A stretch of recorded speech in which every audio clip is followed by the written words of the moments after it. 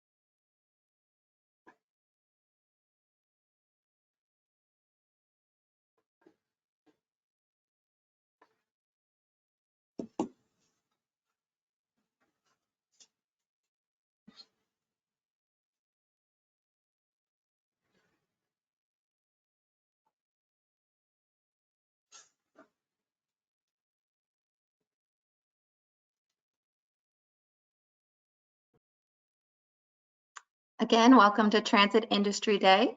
I'm going to turn it over to Jen DeBrule. Good morning, everyone, and welcome to our first Transit Industry Day. This is the first time we've done this on the transit side of the program at DRPT, so really grateful to everyone who's taken time to join us today, learn a little bit about our program and an upcoming procurement that we have coming up here shortly. So we can go, Chris, we can go to the next slide, please. So just a little bit of housekeeping up front. We do have a lot of folks on today's call. So all of our participants are currently in listen-only mode. With that being said, we do want to hear your questions. We want to be able to be as interactive as possible with you during this this event today. So we have two options for you for questions. You can and my preference would be that you use the question function and go to webinar in the toolbar, or you can also use the chat function to send a message to all of the panelists during the webinar. By using the question function, we are able to record those, so that would be the preference. We are also recording today's meeting, and we will make that available following the conclusion of today's webinar as well. We can go on to the next slide. So I think I already said welcome, but I'm Jen DeBrule. I'm the Chief of Public Transportation at DRPT. It is definitely my privilege to serve in that role and to work with the wonderful team of professionals we have here at DRPT. For our agenda today, we're going to start off and give you a little bit of background on our Virginia Transit program. I know we've got a wide variety of folks signed up for today's webinar, some who we know well and some who may not know as much about our program and what we do.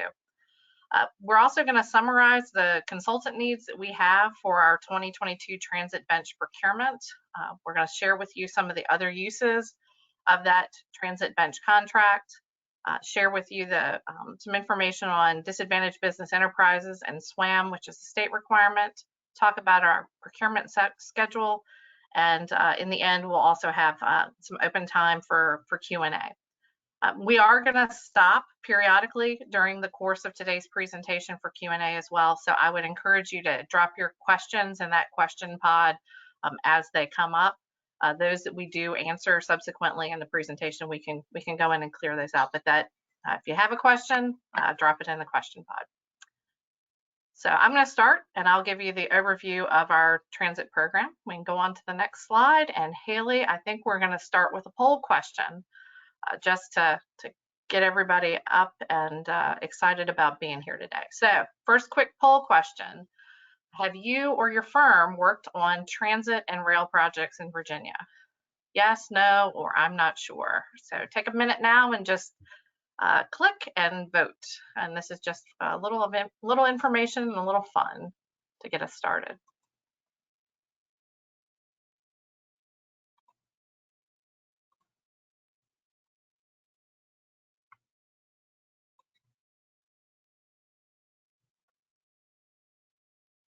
We have about 79% of the votes in now. We're going to wait just a few seconds longer to allow you to answer the question.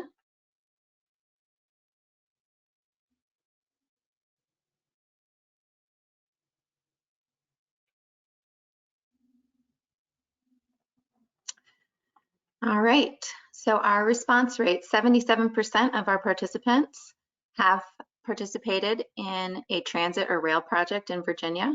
17% have not, and 6% are not sure. Fantastic. So we have a lot of friends in the audience today. All right, Chris, we can go to the next slide and we'll jump right on in. So a little background on our program. Our public transportation staff here at DRPT, we support 39 public transit agencies, 82 human service providers, and 16 commuter assistance programs, really covering the entire Commonwealth of Virginia. We provide that support through financial assistance and our statewide grant programs. If we seem a little frazzled, it's because we are definitely in the thick of grant season right now with our applications due a week from today. We also provide a lot of technical assistance. That is, technical assistance grant funding, but we also do a lot more technical work here at DRPT with our staff and support more technical and planning projects than we may have done in the past.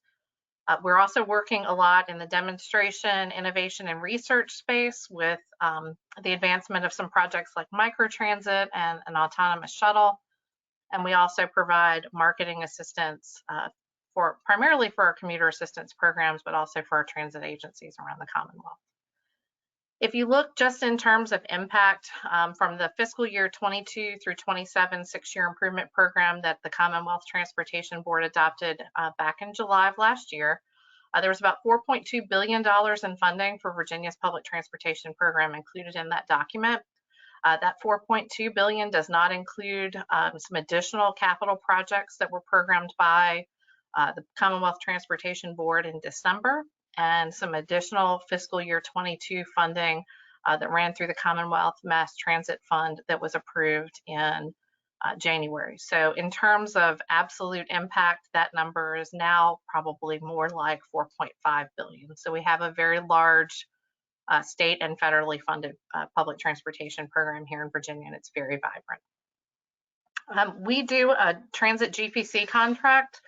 The contract we have in place now has been in effect for 4 years. We have 4 teams on that bench, and we use that contract to accomplish a lot of tasks and really support the delivery of the transit program statewide. We do make that contract available as a tool to all of our funding recipients to help them meet a variety of planning, program management, project development, environmental, and evaluation needs. It really is there. We see this as a service and a value add that our agency provides to our transit and commuter assistance partners around the Commonwealth. Tiffany Dubinsky will give you some examples of how our partners have used our current contract in a few minutes. I also want to emphasize that at DRPT, this contract is very important to us. We really see our consultant partners as key to helping support DRPT's mission. We are, as part of our recompete of that contract and in what we will be doing in this upcoming procurement, we are looking for a solid team of partners to come alongside of us for the next term to help fulfill that mission. We have a lot going on here. We stay very busy, and we really do see our consultant teams as an extension of our staff here at DRPT, and place the same focus on those consultant-led projects as we do on the projects that we lead ourselves, with a focus on staying out on the cutting edge, producing quality work projects, quality work products in a timely manner. And so we are doing this today to really make sure that we're out front and we're communicating with as broad an audience as possible what our needs are going to be as we look out into the future with our growing program, and what we need to do to help support that over the next 3 to 5 years. Chris, we can go to the next slide. So I'm going to start off, and I'm going to talk a little bit about how we at DRPT have used our existing term contract. And I'm going to start off and just emphasize some of the legislative and statewide studies that we've done. Most of these are fairly recent, but we use our bench contract to really provide that technical support, the expertise to leverage with our staff to meet the growing demands for information. So in 2018, 2019, we did an economic impacts of transit study. The graphic on the right-hand side summarizes some of the findings out of that study. Just recently, within the last month or so, we completed the Springfield to Quantico Enhanced Public Transportation Feasibility Study that looked at high-capacity transit expansion in that corridor. Right now going on, we have our Transit Equity and Modernization Study. This is a study that was established by House Joint Resolution 542 in the General Assembly session last year. A very important study that we just filed our interim report on and are working to finalize that study by August of this year. We also in 2020 updated the Multimodal System Design Guidelines. That's something we work on in partnership with Vdot. Very important in helping us communicate and develop a multimodal system of transportation. Our Coordinated Human Services Mobility Plan, or our CHISM plan, that helps guide our investments on the human service side and make sure that we're developing coordinated programs of transportation for seniors and individuals living with disabilities. And that plan was last updated in 2019 and is scheduled to be updated again this year. And finally, if you haven't heard, we have a wonderful intercity bus system that DRPT manages with the help of a fantastic contractor who provides our service. It's the Virginia Breeze. We've done a number of intercity bus studies over the past 8 to 10 years that have led to the development and the expansion of that Virginia Breeze system, and have more expansion plans coming forward for that system. So that's another important use of the contract by DRPT. You can go to the next slide, Chris. We have also, over the past few years, have really put a fine point of focus on data integrity, analytics, and the ability to better communicate the impact of our programs using performance metrics and analysis. And the examples on the slide are some of the projects that we've worked on and some of the different tools that we keep in our toolbox to help communicate those vital pieces of information about our transportation system. So we have recently completed and will continue to work on the management of general transit feed specifications statewide, when we've partnered with Trillium Transit to do that. We have a statewide asset management database that's powered by Transam.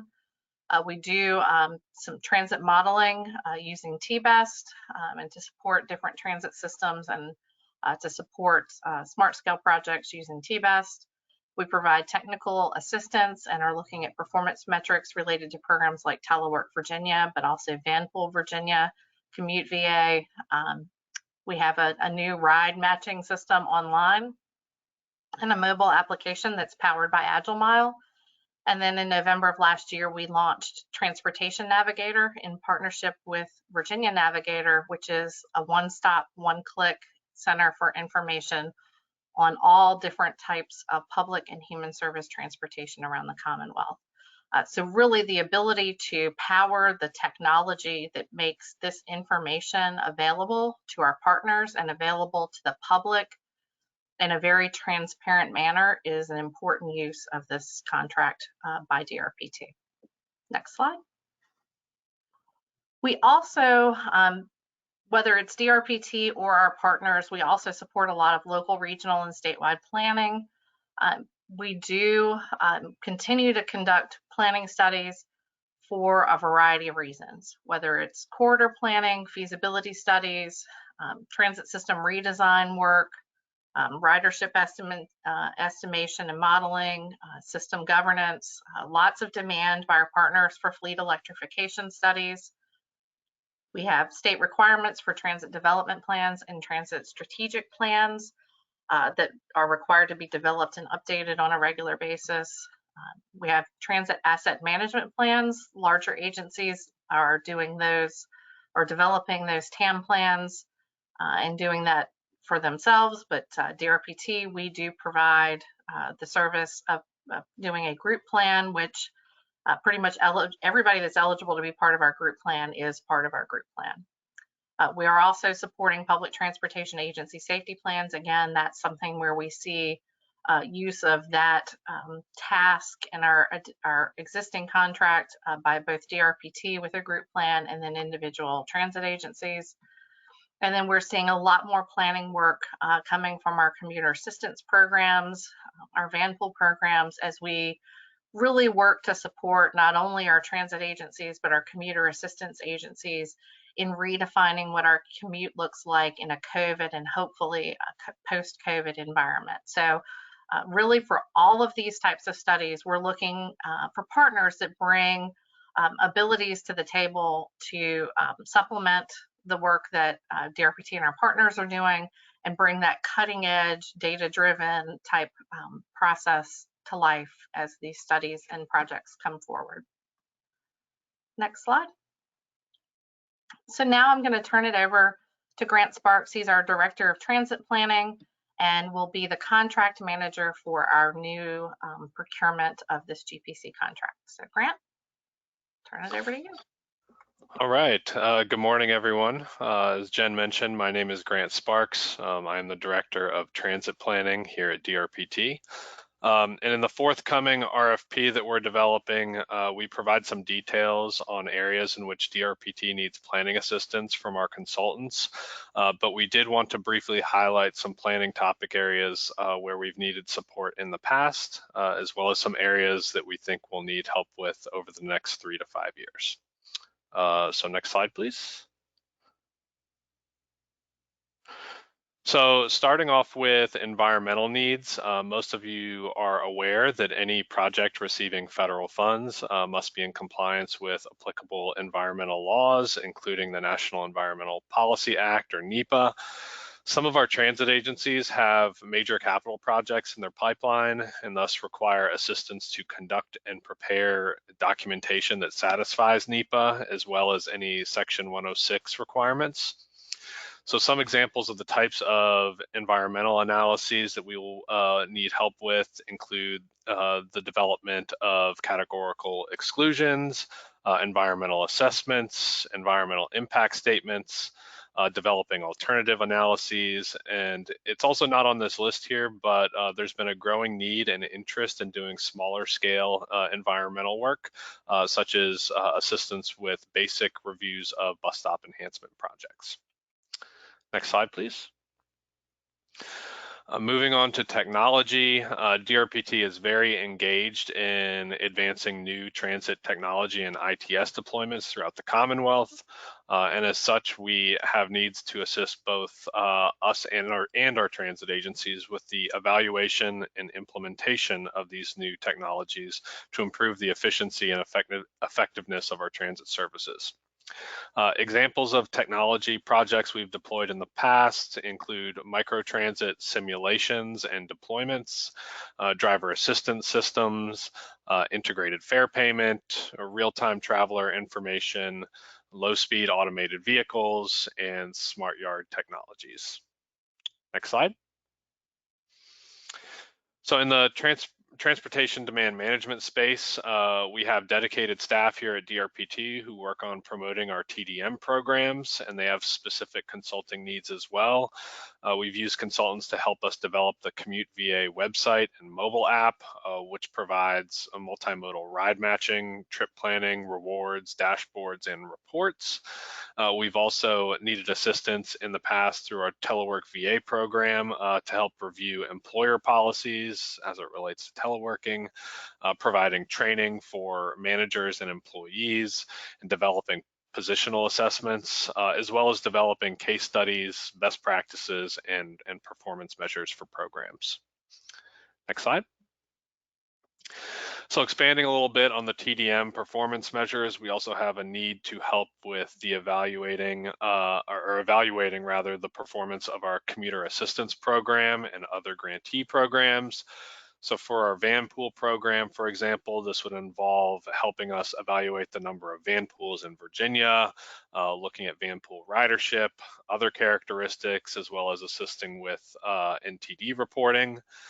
And then for employer-based TDM activities, this would involve helping us measure the benefits of transit, van pool, and teleworking. Performance is a key aspect of all of DRPT's grant programs, but specific to TDM, we look at measures such as reductions in trips, VMT and emissions, savings on fuel, societal benefits, as well as commuter cost savings. Next slide.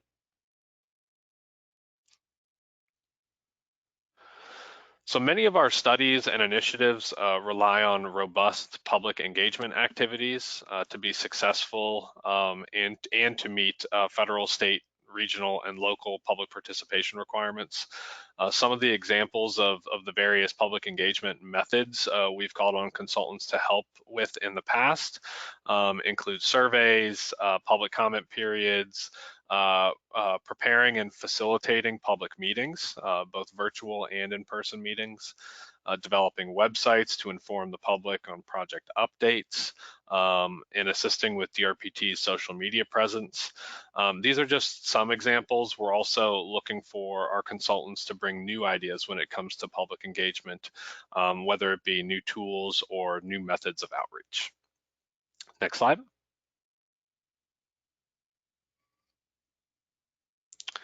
So in addition to the more traditional public engagement activities, we also need assistance with market research and consumer surveying to evaluate our various programs.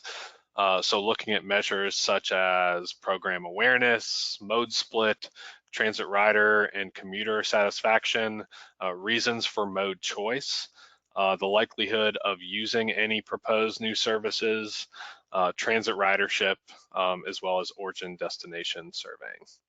Next slide. Another area where we have needs includes scholarly research and data collection. So in addition to the TDM work that I've already touched on, we're also looking for consulting experience and assistance with developing transit project level and system level case studies, analyzing the impacts of transit service improvements on ridership, congestion, the environment, and other areas, and also providing research on emerging trends and technologies in public transportation. Next slide. So Merit is the name of our transit grant programs, which use performance measures to help prioritize our program of projects each year. Through the Merit programs in any given year, we program over $300 million worth of projects to support public transportation in the Commonwealth. The two biggest programs under Merit are our Merit Capital and our Merit Operating programs. Specific to our Merit Capital program, we have some capital investment planning needs, which include assistance with the evaluation and prioritization of those projects. assistance with the development of strategic and capital investment plans, as well as an assessment of state and local capital needs, and also assistance in refining the parameters of our various funding programs. Next slide. We also have some financial planning needs. Just to name a few examples, we will be looking for assistance in evaluating transit capital operations and maintenance funding sources for our projects and plans. We may also need help in researching and evaluating various financing tools used in our industry, as well as helping us develop forecasts for expenditures, cash flows, and developing cost allocation plans. And then finally, our merit operating program uses an allocation formula based on a combination of both performance metrics and sizing metrics. Here we may need assistance in forecasting demand and potentially helping us model various operating scenarios, whether that be scenarios with variable funding amounts or scenarios with different program parameters. Next slide. So moving on to safety, DRPT is the designated state safety oversight agency, or SSOA, responsible for the oversight of the light rail system operated by Hampton Roads Transit in Norfolk. In DRPT's role as the SSOA for that light rail system, we have consultant needs, which include the general support of compliance efforts, helping conduct audits of Hampton Roads Transit's safety and emergency preparedness programs, helping us with the review and closure of any corrective action plans, assisting with investigations involving accidents or any other significant safety incidents, providing oversight on HRT's internal safety and security audit, and also helping us with the implementation of the inspection program and rule compliance checks with HRT. Next slide. And then also with respect to DRPT's own state safety oversight program, we're also looking for support with technical training, providing general subject matter expertise with respect to safety and security issues, as well as helping us review any proposed legislation, regulations, or rules that may impact DRPT as part of the SSO program. Next slide. And just to close out on our needs, we also wanted to point out that DRPT has some oversight responsibility of WMATA, which operates transit service in the Washington, D.C. metro area, including parts of Virginia. On an annual basis, DRPT and the Commonwealth Transportation Board provide WMATA with dedicated capital and operating funds. And as a condition of providing this dedicated funding, the Commonwealth Transportation Board has adopted a policy which outlines a number of enactment clauses where funding would be withheld from WMATA. So as part of this policy, DRPT acts on behalf of the CTB to conduct an independent evaluation of each enactment clause. So there may be some consulting needs arising from the evaluations of these WMATA enactment clauses. And I think those are all my slides, and I will be glad to turn it over to Tiffany Dubinsky to walk through the next ones.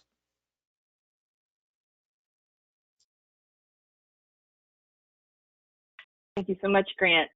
So as Jen mentioned earlier in today's webinar, we wanted to provide some examples as well as some testimonials about some of our agencies and how they've used our current bench to date. So next slide.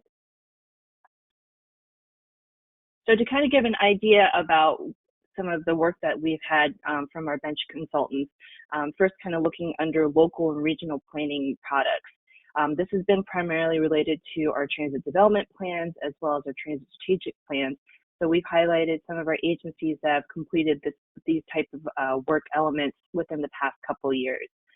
So there's Petersburg Area Transit, for example, Greater Lynchburg Transit Company, and all of these documents, for example, are available on our DRPT website for reference.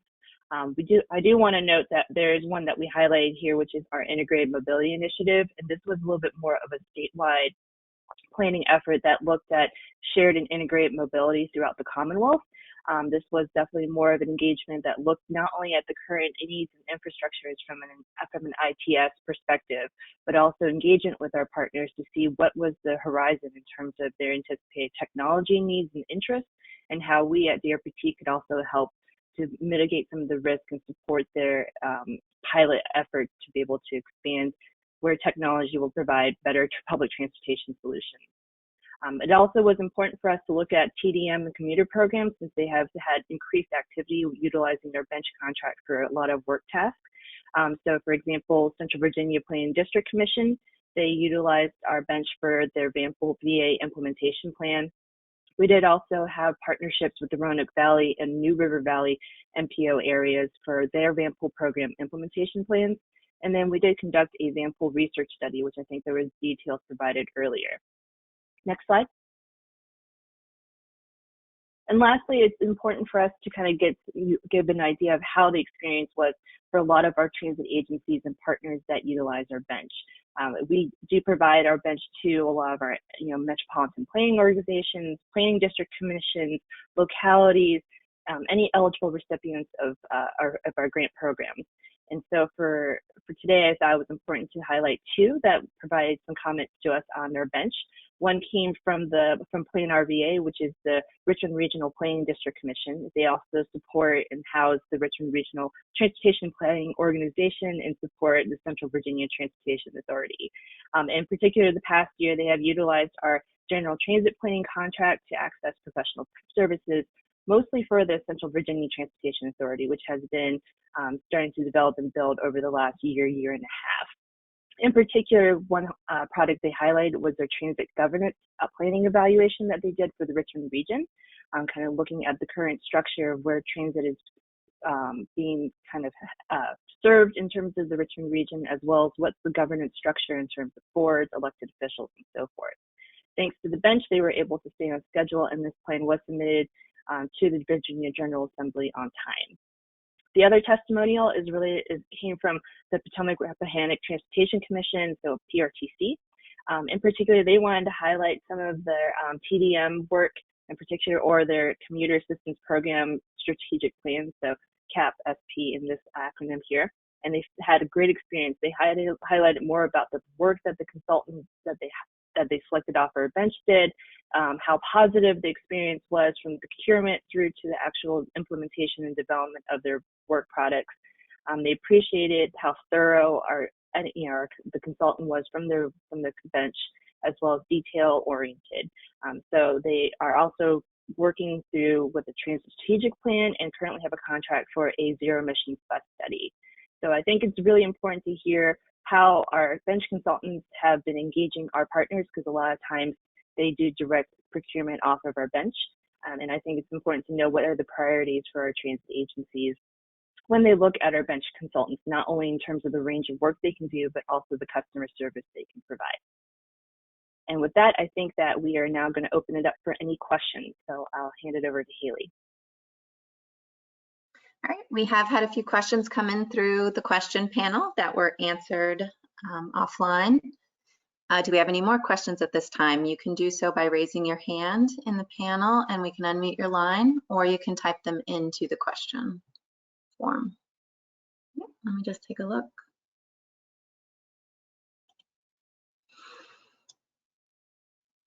So it looks like Ali Ahmadi has a question. You should be able to unmute your line now. Hey, how are you doing? Good, how are you? Good morning. I'm wondering if you just let us know how we will be able to receive your RFPs. We are a Dbe firm. How you'll receive the RFP? Yes, we are a geotechnical Dbe firm. Sorry if I just. Yeah.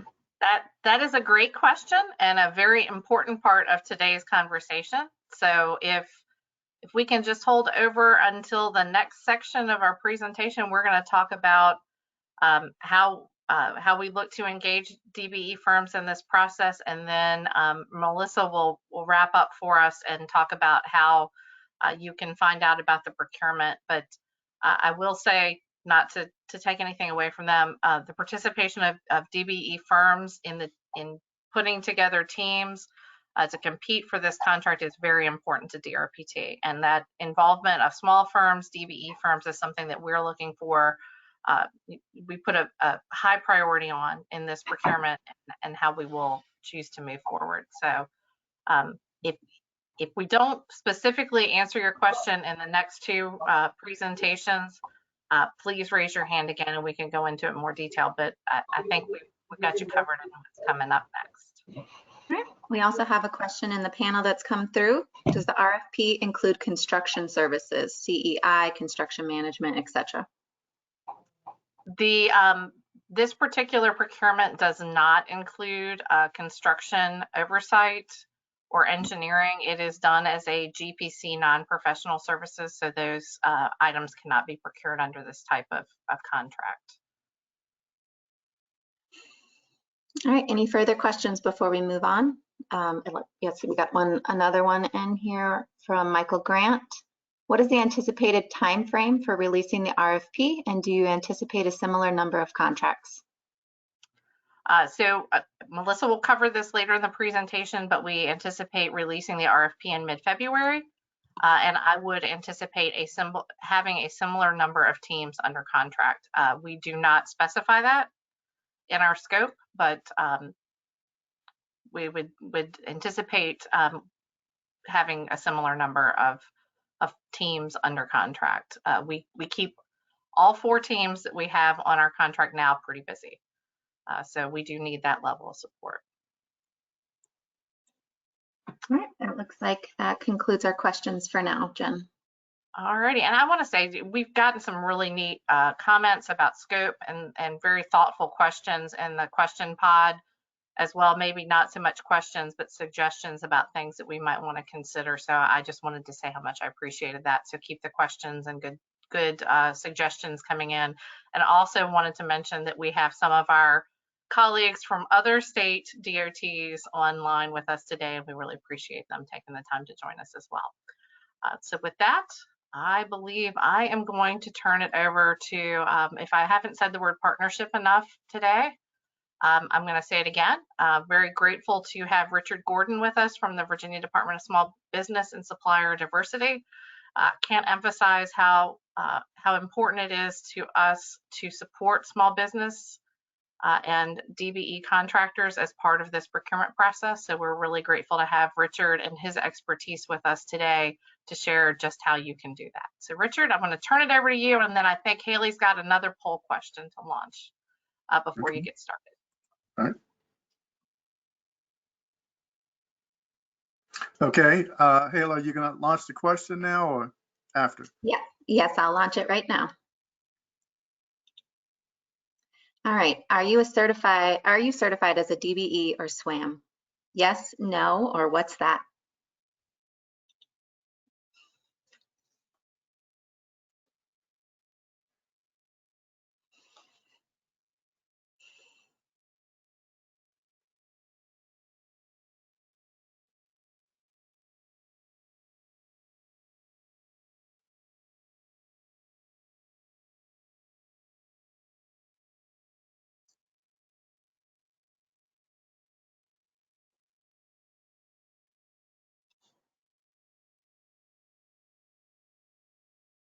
All right, I'm just going to give it a few more seconds to allow you to vote.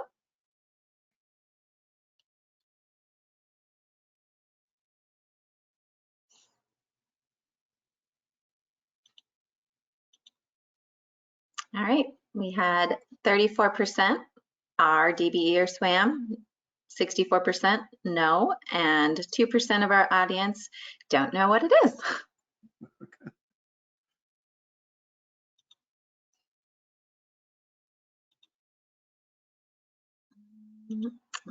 Trying to figure out how to close this now. Let's see. There we go. All right, go for it, Richard. Okay. Okay. Again, my name is Richard Gordon. I'm with the Virginia Department of Small Business and Supplier Diversity. And the mission of the Department of Small Business and Supplier Diversity is to promote access to the Commonwealth of Virginia's contracting opportunities and to ensure fairness in the procurement process. Next slide. So how do we do that? So the services or the functions that are provided by the Department of Small Business and Supplier Diversity, number one is certification. We are the state agency that provides the Swam Certification, and Swam Certification stands for Small Woman and Minority Owned Business. And we provide the Dbe Certification, which is the Disadvantaged Business Enterprise Certification. In addition to that, we plan and we participate in various workshops throughout the state and around the state. And we also provide one-on-one business assistance and counseling to help small businesses understand the procurement processes, the certification process, and just generally how to do business with the Commonwealth of Virginia. We have a Virginia Small Business Financing Authority, which provides access to capital, and it has a lot of different small business and business financing programs. And then, of course, as a state agency, we also provide advocacy for small businesses. We monitor and participate in the legislative process to facilitate policies that assist small businesses in growing and developing. Okay. SWAM certification. What is SWAM? So SWAM stands for, again, Small Woman and Minority Owned Businesses. The key point here is small business. The SWAM program is the Commonwealth of Virginia Small Program, meaning that this is a program created by the state of Virginia, and it was created to enhance procurement and contracting opportunities for SWAM businesses participating in state-funded projects. Again, keyword here, state-funded projects. Okay. So SWAM certification, what's included in SWAM certification? So again, as I mentioned, the key point is small businesses. You don't get any additional credit for being a woman-owned business or minority-owned business. It is purely about small businesses, but it includes small businesses that are owned by women and small businesses that are owned by minorities and any other small business. Under the SWAM program, the state's definition of a small business is a company that has no more than 250 employees or, and the key word there is or, no more than $10 million in gross receipts, and this is averaged over a 3-year period. So we look at the last 3 years and average that to come up with the 250 employees or the $10 million in annual gross receipts. Under the SWAM program, if you want to be designated as a woman-owned business, then your company must be at least 51% owned and controlled by one or more women who are citizens of the United States or legal resident aliens. And same thing for minority. If you want your company to be classified as a minority-owned company, then the company must be at least 51% owned and controlled by one or more minorities who are also U.S. citizens or legal residents. And then as a subcomponent of the SWAM program, we also have what's known as a micro business certification. And to qualify for that designation, your company must have no more than 25 employees, and this is not an or, this is an and, no more than $3 million in annual gross receipts, again, averaged over a 3-year period. Okay. And then we have the Disadvantaged Business Enterprise Program. So the Dbe certification is a whole separate kind of certification. The Dbe program is a federally mandated program, and it's mandated by the U.S. Department of Transportation. All states in the country must have a Dbe program. And it is a program mandated for state and local transportation entities that receive U.S. Department of Transportation funding. And that funding will come from the Federal Highway Administration, the Federal Transit Administration, and or the Federal Aviation Administration. The purpose of the Dbe program is to increase the participation of certified DBE firms in federally funded or federally assisted projects. So again, two differences. SWAM applies to state funded projects. DBE applies to federally funded projects. Next slide. And typically, where does the DBE program apply? So the DBE program typically applies to state highway or state departments of transportation, local departments of transportation, such as Vdot, MDOT, or Ddot in DC.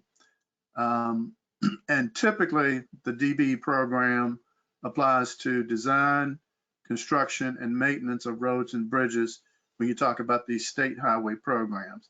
That's typical. That can vary, but that's typically where it applies. And then also funding that applies to local and regional transit. In this area, the big transit agency is WMATA. And again, where federal funds are applied to the design, construction, and maintenance of transit systems, which includes transit vehicles, equipment, and construction projects, that's where the DBE program would apply. And then the DBE program would typically apply to some airport projects. Typically, those airport projects are runway, airfield, or aviation safety and security projects at airports. Next slide. So qualifying as a DBE. In order to qualify as a DBE firm, the company must be at least 51% owned and controlled by socially and economically disadvantaged individuals. Under the DBE regulations, the DBE regulation basically says that we presume certain individual groups to be disadvantaged. And those presumptive groups are Asian Americans, Black Americans, Hispanic Americans, Native Americans, and subcontinental Asian Americans, and women. Next slide. In addition to falling within one of those groups, the principal owner, that 51% owner or owners, because it may be more than one person to make that, to meet that 51%, the principal owner cannot have a personal net worth that exceeds 1.32 million. And then the business itself must fall within the SBA size standards. So for example, if your company is an engineering firm, the SBA size standard for an engineering firm is $16.5 million averaged over a 3-year period. But the DBE program goes further to say that no DBE firm can exceed 26.29 million in annual gross receipts. So the first issue is based on the NAICS code of your firm. Your firm has to fall within the SBA size standard for that particular NAICS code. And then the next piece of that is that the firm, regardless of what the firm's NAICS code is, the firm cannot exceed 26.29 million in annual gross receipts.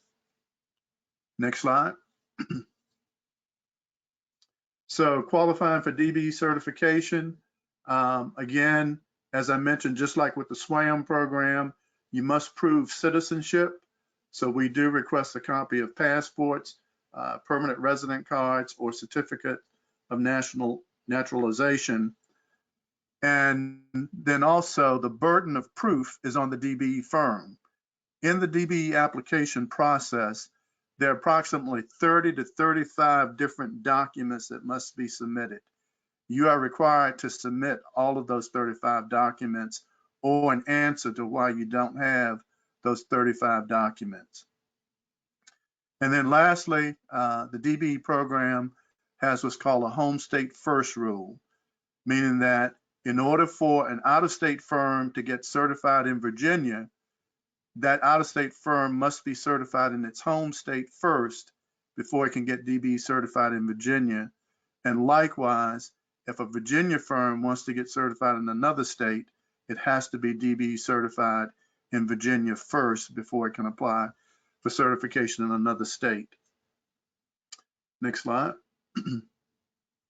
So once you're certified as either a DBE or a SWAM, one of the things that our agency does is that we produce a DBE and SWAM certification directory. So located on our website is a list of all of the firms that are DBE certified and SWAM certified. So if prime contractors or consultant firms are looking for DBE or SWAM firms, they can go to our website for one central source of firms that are certified, DBE certified, or SWAM certified in the state of Virginia. And as long as your firm is in that directory, there is no other proof that anybody needs that you are certified. So again, I repeat that because oftentimes people will ask that question. As long as your firm is listed in that directory, there is no other proof that you need to provide to anybody that you're a certified DBE or SWAM company. Additional, as I said, we provide a certain level of management and technical assistance to DBE and SWAM certified firms, again, to assist them in growing their businesses and developing their businesses. We provide certification support. I'm going to tell you at the end of this presentation that before you apply for SWAM or DBE certification, that I would prefer that you contact me first so that we can talk about what you're trying to do and what you need to provide in order to get your application through the process smoothly. As I said, we will provide one-on-one counseling, and to a certain extent, we will try to facilitate some connections between DBE firms and prime contractors who are looking for DBE firms to participate on transportation projects. Next slide. And so the certification steps, you know, there are too many of them to go over it right now. So I'm just providing the link to how you go to our certification portal. But again, as I said, you know, before you decide to apply for SWAM or DBE certification, I prefer that you give me a call and we can talk about what it is that you're trying to do and what types of certification you should apply for. Next slide.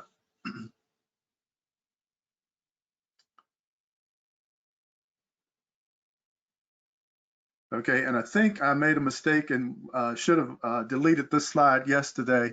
So again, this just sort of highlights some of the information that I mentioned. There is a DBE uniform application. So there is an application form that you have to complete for DBE certification. That form has to be downloaded from our website, has to be completed, has to be notarized, and then it has to be uploaded back into our system. Along with that, there is an Affidavit of Certification, which basically says, and this is a federal and pretty much any government agency that you're dealing with, but you're essentially saying that all of the information that you provided to us is true to the best of your knowledge, and that you're willing to go to jail if you don't, if you provided us wrong information. As I mentioned, government IDs are required. Personal net worth statement, in order for us to know if you meet that 1.32 million personal net worth limit, you will have to complete a personal net worth statement, and we provide that personal net worth statement. You can't create your own personal net worth statement. You must use the personal net worth statement that we provide. You are required to also tell us if you've been rejected or denied for DBE certification in any other state or locality, or any of the federal small business certifications that are available to small businesses. Next slide. So again, here, this is just a list of some of the kinds of documents that you will be required to provide to us for DBE certification. Next slide. Okay, again, continued list of the documents that are required for Dbe certification. Next slide.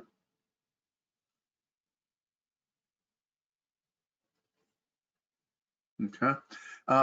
You see on this list, audited financial statements.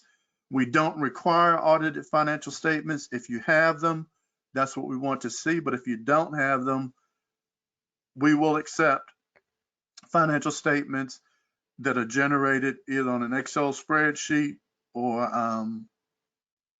if you use some other kind of financial accounting package or business software package, we will allow you to produce your own company, and these are company financial statements. Okay, next slide. Relevant licenses. So one of the things that people often do is that under the Dbe program, not only do we certify you for Dbe certification, but we also have to approve the NAICS codes that you want to list for your business. So a classic example that we often run into is that firms who do IT work, because the federal government will sometimes classify IT contracts as engineering contracts, they will apply for Dbe certification and want engineering. But under the DBE program, engineering really relates to the engineering professions. So unless your firm is a licensed engineering firm in the state of Virginia, we will not give you the code for engineering unless your firm has a Virginia state engineering license. Okay, next slide. And then these are just some distinctions. There are certain legal documents that a company must provide. So if you're a corporation, these are the legal documents that you must provide to us to prove that you have a legitimate and legal corporation that is in good standing with the Commonwealth of Virginia. Next slide.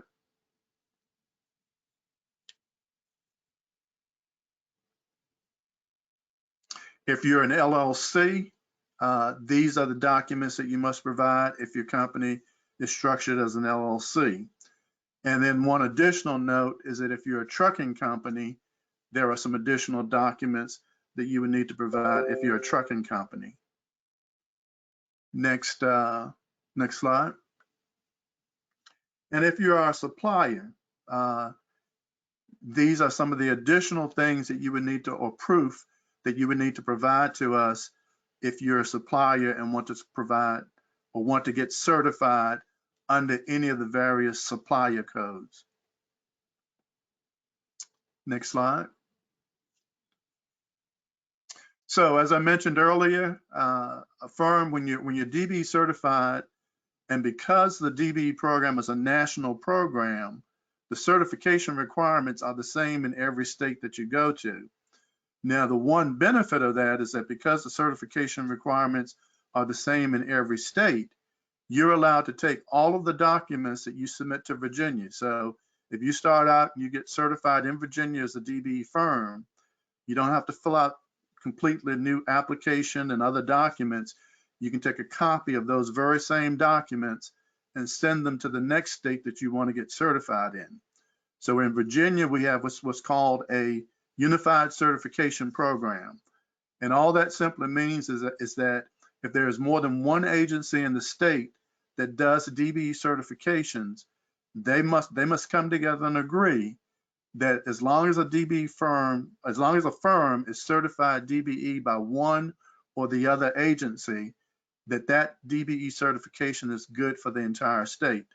So in Virginia, we have two agencies that provide Dbe certifications: the Virginia Department of Small Business and Supplier Diversity, my agency, and the Metropolitan Washington Airports Authority. As long as you're Dbe certified by either one of those two agencies, you're Dbe certified for any project in Virginia that requires a Dbe certification. If you go over to Washington, D.C., they have what's called a Washington, D.C. Unified Certification Program, and the two certifying agencies for D.C. is WMATA and Vdot. And Maryland makes it simple. Maryland only has one agency that does Dbe certifications, and that's the Maryland Department of Transportation. Next slide. So again, if you have any questions, feel free to contact me. And again, if you're not Dbe certified or Swam certified, and you want to get certified, feel free to give me a call or send me an email so that we can talk about it in advance before you start the process. Okay.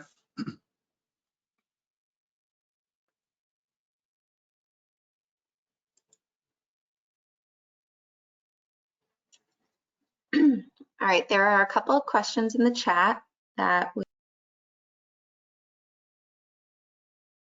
we would like to direct to some of our presenters.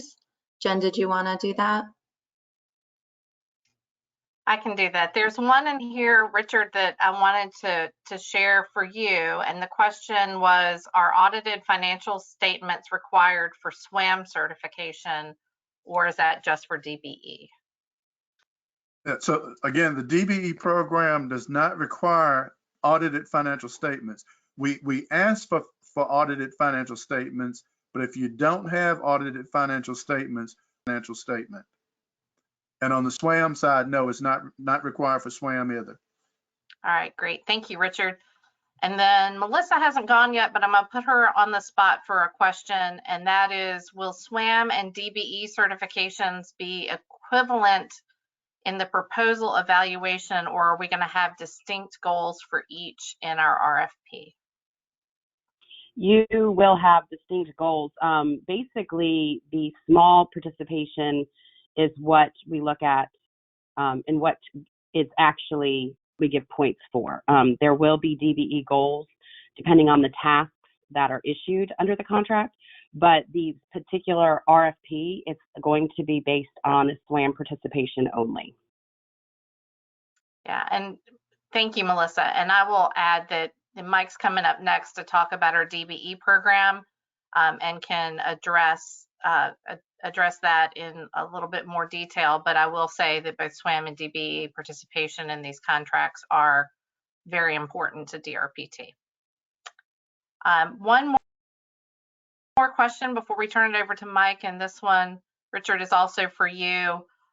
Does SWAM utilize the NICS codes, or is that just DBE?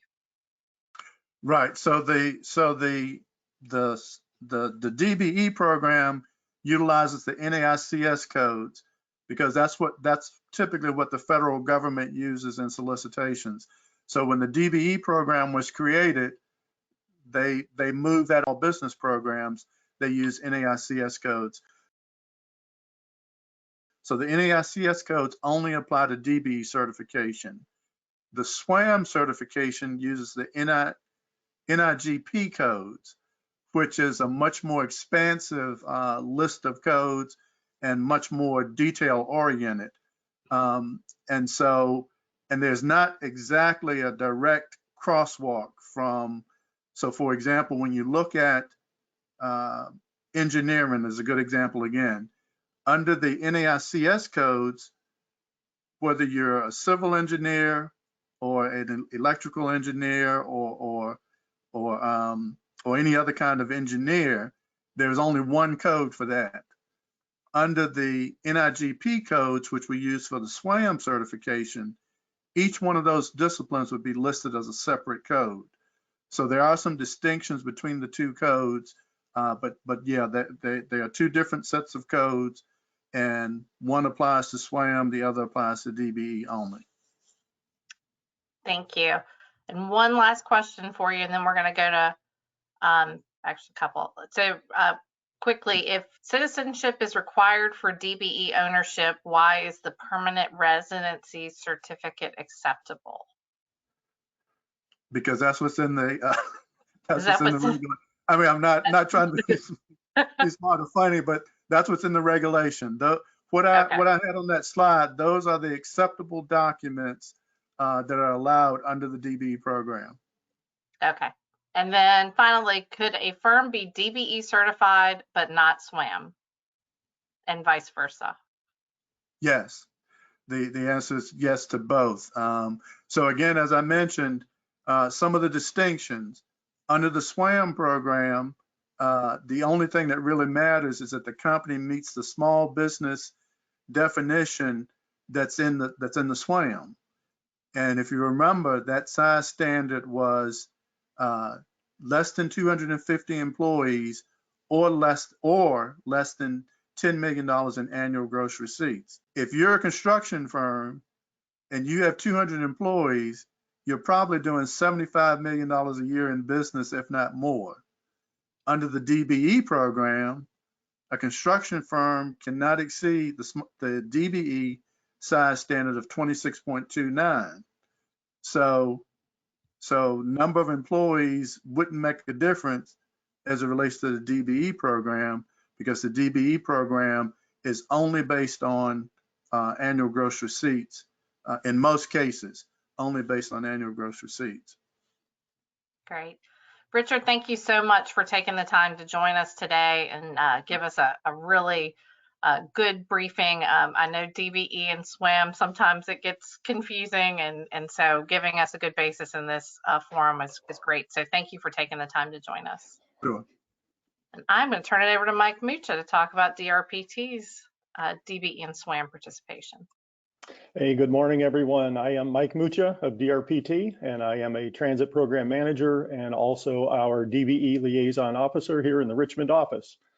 Over the next 2 slides, I'll be highlighting a few key items regarding our DBE program. Although my presentation is brief, this information could be very helpful.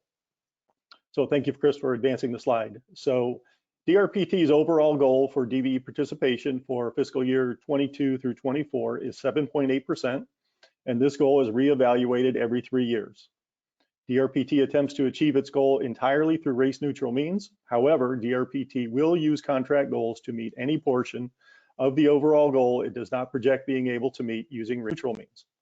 One important note is that including DBE participation on any proposal or project is looked upon favorably, as DRPT looks to develop a network of ready, willing, and able DBE firms to consult with.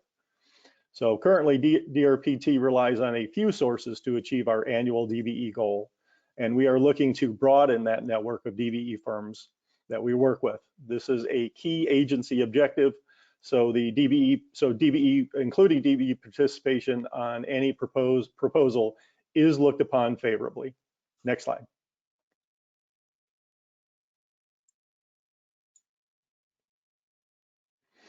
Regarding prompt payment, DRPT monitors and requires the prompt payment from primary contractors to their subcontractors. Consultants must pay each subcontractor under the prime contract within 30 days from the receipt of payment from DRPT. DRPT has developed a monthly report to confirm prompt payment to subcontractors, and the instructions will be provided upon execution of a contract with DRPT. And that monthly report mentioned in bullet 3 is a new requirement, but is very important. And Jen, that is really all I had. Great, thank you, Mike. And this requirement for prompt payment, I will emphasize what Mike just emphasized. This was a finding that came out of our state management review by the Federal Transit Administration last year, not only emphasizing our need to contractually require you to do that, but to follow up and document that our primes are paying their subcontractors in a timely manner. So that is a change from our previous requirements. And so we wanted to make sure, again, as Mike said, very important, and we wanted to emphasize that today. I am going to go ahead and next we're going to hand it off, and we are in the home stretch. If you guys will just stick with us for just a couple more minutes. We're at the point where our next speaker is going to tell you all those things that you really want to know about our upcoming procurement, and that's Melissa Myers, who's our procurement officer. And I think before she gets started, we're going to ask our final poll question, and then Melissa is going to bring it home for us. All right, our final poll question. Are you registered in EVA? Yes, no, or who's EVA?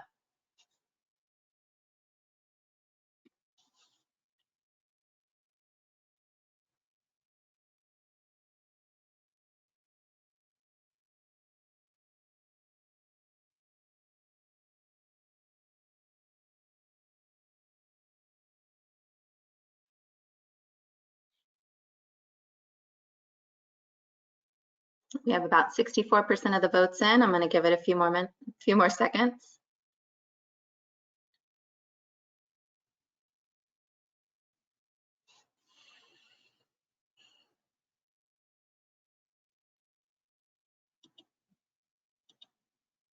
All right, 68% yes, they're registered with EVA, 16% no, and 16% who's EVA?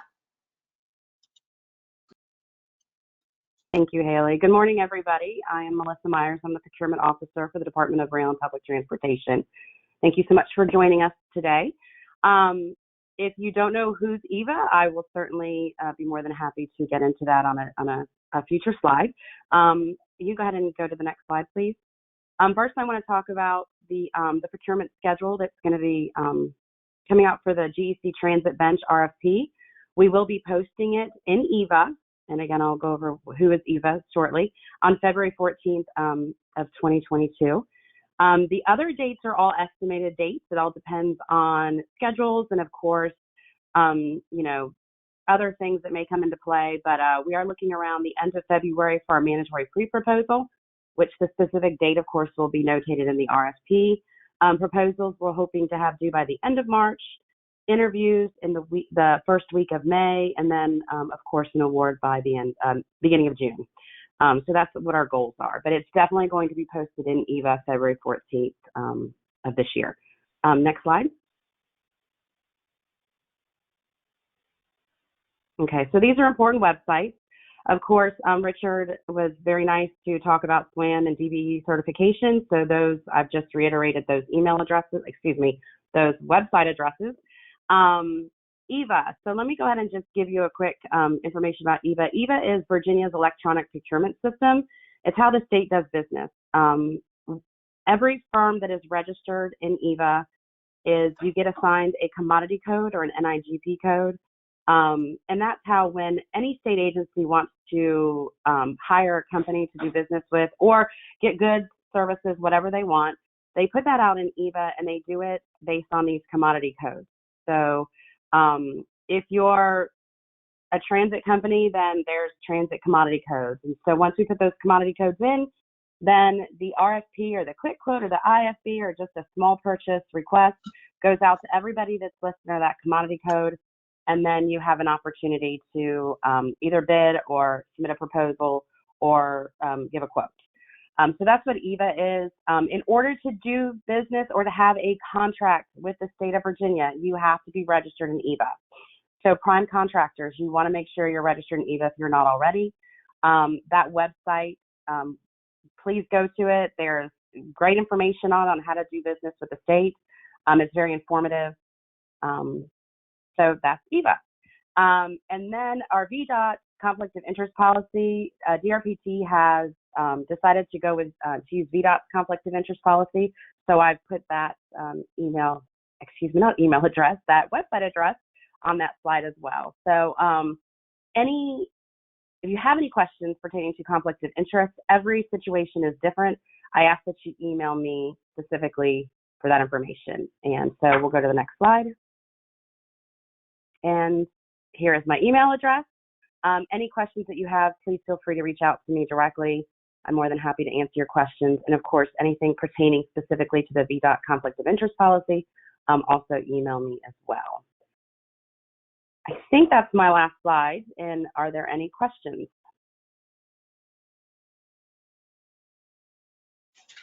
I'm sorry, I think Jennifer was supposed to ask that. I'm sorry. No, you're doing great. Go ahead, Melissa. No, if there are any questions. All right, we can take questions verbally if you raise your hand in the participant column, or you can type your questions in the question pod. We did see one come up, and this might be more geared toward Richard.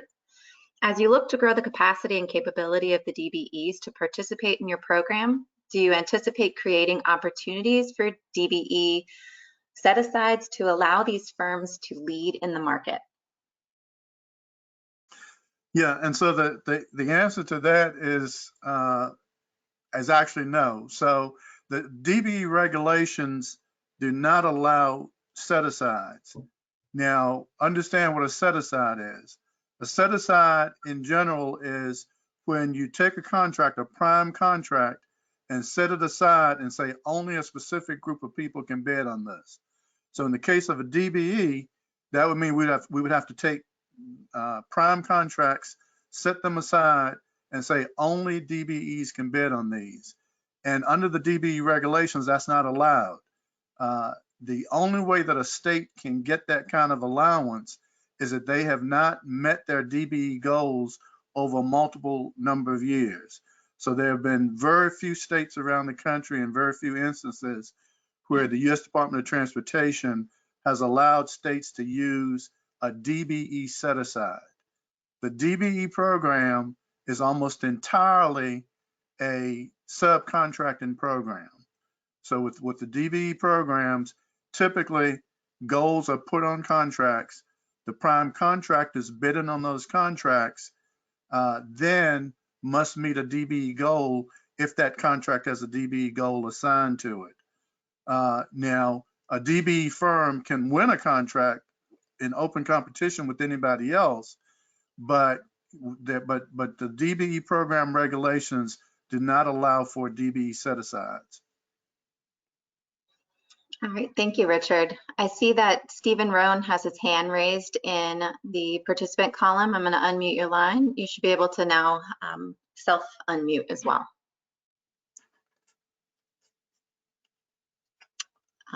It looks like he might be inactive right now. So instead of going to Stephen's question, we do have a question in the panel. Is there a reason that the current GPC is being ended without using the final option year? I'll take that one, Haley. So the way that our contracts are set up, and this is, they're done this way to comply with federal procurement requirements, but we have 3 years on the contract with 2 optional 1-year extensions. As we have been working off of this contract now for almost 4 years, we've just found that we have needs that are beyond what is contemplated in the current scope, and we're at a point where we just are ready to recompete it. So that's the reason. We've just elected not to utilize that last option and to go ahead and go back out to the market to with a broader and clearer scope to compete that contract for another 3-year term with 2 optional extensions. All right, thank you, Jen. I see another hand raised. Alim Hagas, I can unmute your line. Hello, can you hear me? Yes, we can. Okay, just regarding set asides, is there a small business set aside, a small business reserve, rather than a DBE set aside? Thank you. So the Virginia Department of Transportation has what's called an SBE program. And the SBE program, again, relates to projects that are funded with federal funds. And that SBE program is actually just like the DBE program in the sense of what the requirements are to get certified for it. The only difference is that it can be any kind of business. It does not have to be a business that's owned by one of those minority groups that I mentioned. But other than that, that firm must meet all of the other requirements of the DBE program. So under that Vdot SBE program, yes, Vdot does have the ability to set aside contracts under that SBE program. But again, that is not, so while DBE firms qualify as SBEs, they still have to get that separate SBE certification. And under that program that Vdot has for SBE, they can take contracts and set them aside. This is a program that they have used, I think, over the last couple of years, but they haven't really set a lot of contracts aside. I was in a seminar maybe a month or 2 ago, and I think they've only set aside 4 or 5 contracts over the last couple of years. So they haven't used it a lot, but they do have the ability to do that. Outside of that, I don't know of any other agencies that are using the SBE program. All right, thank you, Richard. We've got a few more questions that have come in through the chat. Are there any projects within this new contract that will prepare for upcoming design build contracts with DRPT? I'll take that one, Haley. I think there are always potential with a program, and a capital program as large as ours. There are definitely opportunities that there may be some of our partner agencies that are looking for assistance to prep design build contracts. This existing, trying to think timing wise, we have done that under either this contract or its predecessor on the Pulse BRT, where we used this bench contract to help support the development of that design build contract to be issued. And in that case, it was issued by Vdot. So that is something that is certainly within the realm of possibility. I think one of the things, and thank you, Barrett, for the question. I think one of the things that makes this particular bench contract maybe a little, I'm trying to put myself in the industry's shoes. We don't always know what projects are going to come up when we put this contract out, and we look out 3 to 5 years in doing that. We don't know, and we don't know which of our partners may choose to utilize it. And so that does lend to some of the complexity in putting together a scope that encompasses everything that we can envision at that time. So there is a history of it being used for design build contracts, not a whole lot, but that definitely is a potential use of the contract. Good question. All right, I still wanted to give Stephen Rohn the opportunity to ask his question if you still had that. Stephen, are you there? All right, I don't believe he is. I don't see any more hand raises or questions in the question pod. All right, thank you so much, Haley. And I just wanted, as we wrap up, I just want to thank everybody for taking the time to join us today to learn more about what we envision in our upcoming procurement. Great questions in the question pod today, great suggestions in the question pod today. So that allows us to go back and put a finer point on that scope before we issue the procurement next month.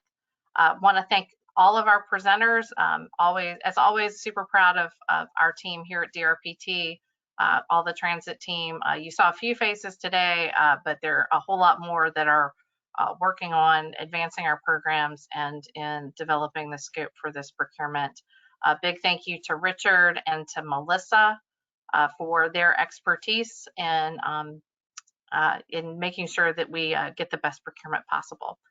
So with that, we'll go ahead and wrap things up today. If you do have any questions, feel free to reach out to myself or to any member of our transit team to answer questions. Once that RFP goes out, though, those questions will be going through Melissa Meyer. So do keep that in mind.